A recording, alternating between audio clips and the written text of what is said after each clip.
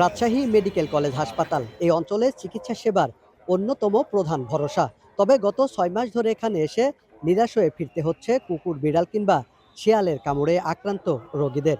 মিলছে না জীবন রক্ষাকারী জলাতঙ্ক বা অ্যান্টি র্যাবিজ ভ্যাকসিন।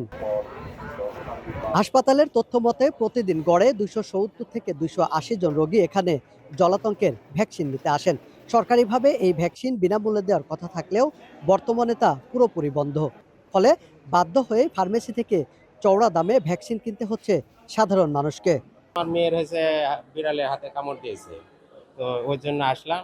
তো বলতেছে যে ভ্যাকসিন লাগবে, ভ্যাকসিন দিতে হবে, এখন বাইরে যাবো ভ্যাকসিন।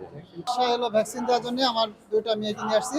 দুইটা মেয়ের হলো বিলারে কামড় দিয়েছে, আমি ভ্যাকসিন পাচ্ছি না, এখন তাই বাড়িতে চলে যাচ্ছি। সরকারিভাবে পাইনি, আমাকে কিনতে বলছে, বাইরে দোকান থেকে কিনে নিয়ে আসলাম আর কি। এখানে কেনার পরে এনারা এই সেবাটাই দিল আর কি। ভ্যাকসিন সংকটের কথা স্বীকার করেছে হাসপাতাল কর্তৃপক্ষ। নিয়মিত চাহিদা পাঠানো হলেও সরবরাহ না থাকায় এই পরিস্থিতির সৃষ্টি হয়েছে বলে জানান হাসপাতাল কর্তৃপক্ষ। গত ৬ মাস ধরে আমাদের সরকারিভাবে যে জলাতঙ্ক প্রতিরোধক টিকা সরবরাহ করা হয় সেটি সম্পূর্ণরূপে বন্ধ রয়েছে। আমরা একেবারেই কোনো টিকা, অর্থাৎ সরকারিভাবে বিনামূল্যে কোনো টিকা এই সাধারণ রোগীর মধ্যে আর প্রদান করতে পারছি না।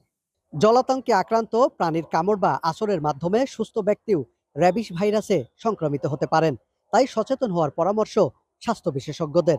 সরকারি এই সংকট দ্রুত সমাধান না হলে সাধারণ মানুষের ভোগান্তি আরও বাড়বে, এমনটাই আশঙ্কা সংশ্লিষ্টদের। রায়হান ইসলাম, গ্রিন নিউজ, রাজশাহী।